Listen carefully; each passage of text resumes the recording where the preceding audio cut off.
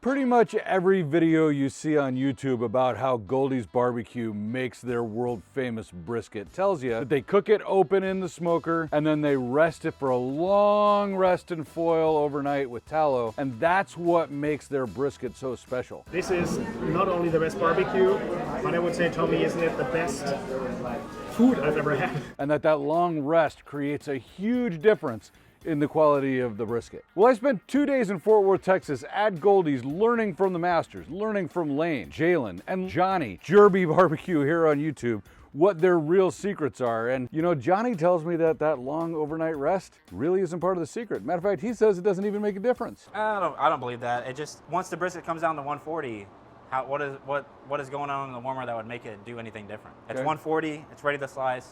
Slices. So what I'm gonna do today is do my best to make a Goldee's brisket using the secrets that they shared with me. And we're gonna find out if those secrets actually are what it takes to make the kind of amazing brisket that I got to taste in Fort Worth. So let's jump right in. So the first secret to great brisket that Johnny taught me was start with great meat. So this is a USDA Prime G1 certified, which is the certification that they use for Angus beef brisket from Demcado Ranch, and this is something that I got from Meat and Bone. Now that's not sponsored by them, they didn't provide this for free, I actually paid for this, but this is a really nice looking prime brisket. So that's secret number one, start with good meat. Number two was don't over trim. We're gonna start by taking the mohawk off because this is gonna burn anyway, so we don't want to have this affect the presentation or experience of the brisket. The meat and fat are gonna come in handy for us. So I'm gonna keep all my trimmings just like they did. And all I'm doing is taking off the pieces that are hanging off here. Now, Johnny told me not to bother trimming the decal because that can be done on the board after it's cooked. So all I'm gonna do is take some of this loose silver skin and fat that's hanging out here and just trim this up, but I'm not gonna get in between the flat and the point. We'll do that after we cook the brisket. So now we're gonna cut along the edges here. So I'm gonna actually take this off, following kind of a round shape, and that gives me a view of what the meat looks like. That's gonna be okay down here. I'm saving all this fat, which we'll be using later in the cook. All right, so let's take a look at this side over here and see what we're working with from a fat to lean ratio here. So I've got a decent amount of meat here, but I got a lot of fat cap that I'm gonna need to work with. So let's keep carving around here just to expose the sides and see more of what we're working with as we come around. I can see how much fat and meat I've got here, so I'm just gonna bring some of this fat down. We don't need that big of a fat cap. I asked Johnny about, is he trimming to a 1/4 inch? We're just going until it looks pretty good. All right, so I think I'm done with this side.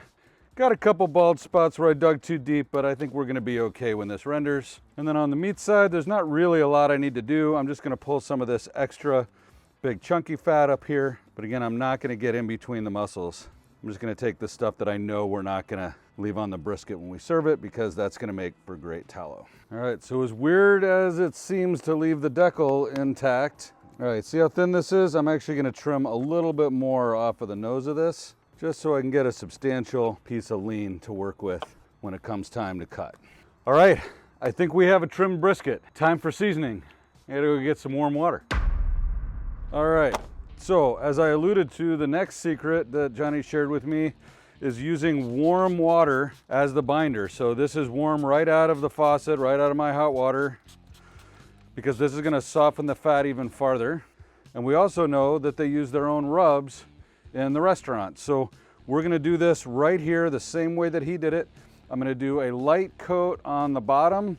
Matter of fact, he even said he doesn't think you'd be able to tell if there was no seasoning on the bottom. I don't know if I buy that. Maybe that's a test we can do someday. But we'll take a light coat here, and then on the top, more warm water. And this time we're gonna do a couple passes to get a good solid coating here.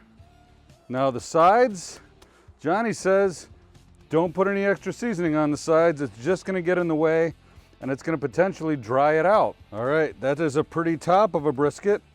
Open sides. I think it's time to put it on the smoker. This is Boba Fett. He's my Yoder Smokers Durango 24 offset smoker. And this is the closest I have to the footprint of the Goldee's backyard smoker that we were cooking on down at Goldee's. Although after cooking with them, I feel like one of those smokers might be in my future. So I'm just gonna put this down here over towards the stack end. It's all by itself on here today, and it's gonna be cooking. And while we don't really care about temperature, certainly Goldee's didn't, I'm gonna put a meter thermometer in here just so I can keep track of the cook and know what's going on in here. I'm not gonna pull it when the temperature is what it is. I'm gonna use the way that it looks and it feels to make the decision, but this way I'll at least be able to keep track of it. So, according to Johnny, we don't look for 8 or 10 hours to see how this thing is doing. No opening and spritzing, no opening and checking, no playing with it. I don't know if I'm gonna be able to make it 8 hours. So next time you see me, I guess we'll know whether I have the patience to wait or not, huh?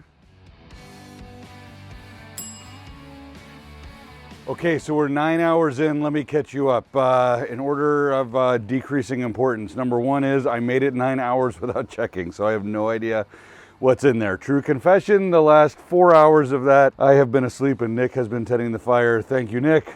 Very much appreciate everything that you do, including letting me get a couple hours of sleep. But I woke up and I looked at the meter app and it looks like the brisket is over 200 degrees. So it might actually be done after 9 hours. So I guess part of the disadvantage of not looking for so long is it might catch you by surprise. So let's go take a look and see what that brisket looks like. And if it's ready to pull, then I guess we get to move on to the next stage. Okay, well, number one, that is a pretty brisket. The bark looks, oh my God, do you hear that?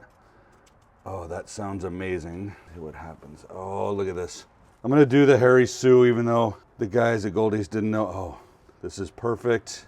Okay, so I'm still getting a little bit of pushback down here in the flat. I feel like this maybe isn't ready. It probably needs, I don't know, maybe a half hour. So I'm gonna come back and check in a half hour. If this flat is ready, then we're gonna pull it and move on to the next stage.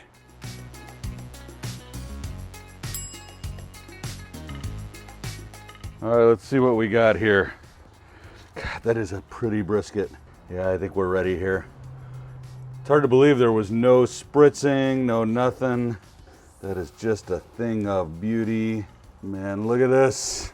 All right. So now we're gonna do the Goldee's wrap. I'm gonna start by laying out my foil.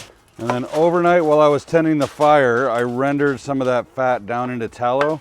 If you don't know how to make tallow, I've got a video I made a couple years ago. I'll put a link down in the description. So according to Johnny, we use 1 cup of fresh tallow for a brisket, which boy, it seems like a lot, but that's what they do. And we put it underneath the brisket. This is different than what a lot of people are showing where they're putting stuff on top, hoping that it's gonna absorb into the meat from the top.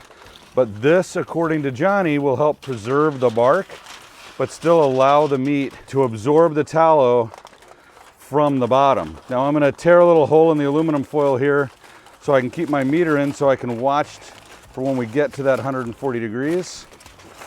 But otherwise I'm doing exactly the same wrap at Goldee's or anywhere else. And we're gonna leave it bark side up, the fat side up, with the tallow underneath to absorb. So check this out. I'm gonna do a hold in the La Piazza wood oven.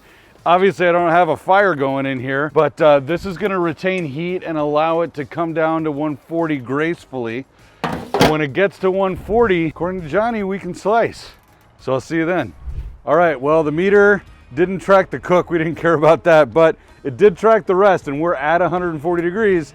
According to Johnny, this is all we need. So it's an hour and 46 minutes since we started resting. Let's go pull it out, see what it looks like. Comes out.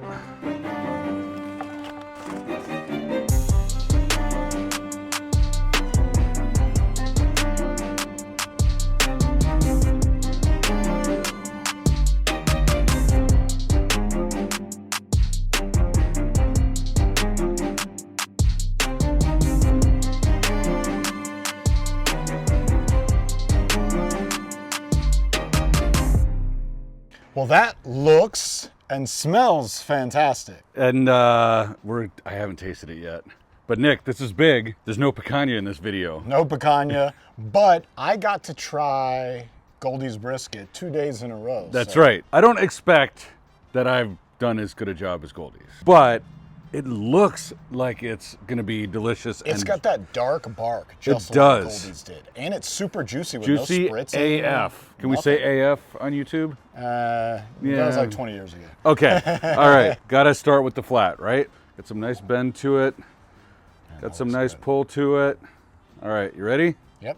Cheers. Cheers.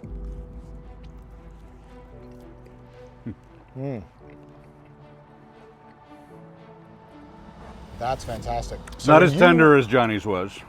Not quite, but it's pretty close. And the flavor is just fantastic. Flavor's on. Flavor's on.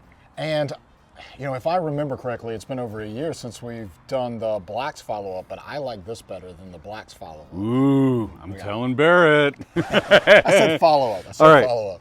So, in terms of tenderness, Yeah. is it possible that Johnny's wrong and a longer rest would have made it more tender?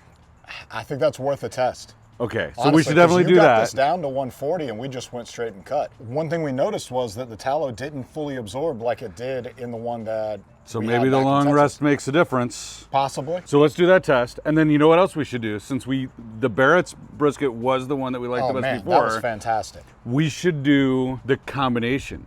We should do 80-20. Johnny meets Barrett. So we should cook uncovered, Old school meets new old school, new school. Maybe we could get both of those guys to come on the show. Do you think? I think they would. I They're think both they nice would, guys. right? They're nice guys. So like we do a 2-stage cook like Black's. Yep. And then we do a rest to 140. I think you do the rest of 140, the rest with the tallow, and I think you use the seasoning from Goldee's. I think that's a good combination. All right, you ready to test the point? Look at this. For crying out loud. Right, Cheers. cheers. Cheers.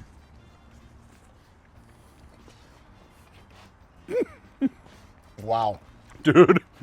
That's as good as it was at Goldee's. I think it is. I think maybe the flat benefits from the longer hold, if that's right. Maybe. Or maybe there's something different. But that point is On on point. point. Haha. Hey, listen, if you didn't see the video where I learned how to do this, show them where it's going to be. It's in Fort Worth, Texas, right over there. Right over there. And if you didn't see the Black's video, show them where that's Well, that's down there in Lockhart. That's so- down there in Lockhart. Watch those videos next, and we'll see you next time on Eat More Vegans.